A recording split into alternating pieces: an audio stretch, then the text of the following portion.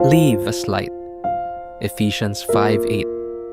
For you were once darkness, but now you are light in the Lord. Dati, tayo ay nabubuhay sa dilim walang direksyon, puno ng kasalanan at malayo sa Diyos. Pero nang makilala natin si Jesus, may bago nang nangyari.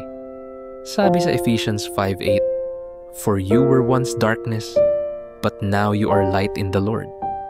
Dahil kay Jesus, tayo ngayon ay liwanag. Ibig sabihin, iba na dapat ang buhay natin ngayon. Hindi na dapat tayo bumabalik sa mga dating gawi.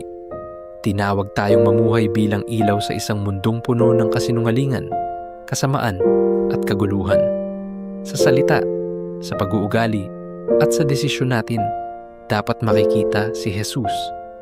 Pero paano kung minsan, parang nawawala ang liwanag natin? Tandaan natin, hindi tayo ang source ng ilaw.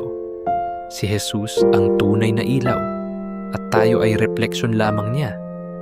Kaya para lumiwanag tayo, kailangan natin siyang lapitan araw-araw sa panalangin at sa pagbabasa ng kanyang salita.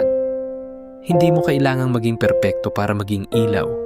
Kailangan mo lang ng pusong handang sumunod sa simpleng kabutihan, pagpapatawad at pagmamahal. Makikita ng iba ang liwanag ni Jesus sa iyo. Tara, manalangin tayo. Panginoon, salamat po sa pagbabagong ginawa mo sa buhay ko. Dati akong nasa dilim, pero ngayon ay tinawag mong maging ilaw.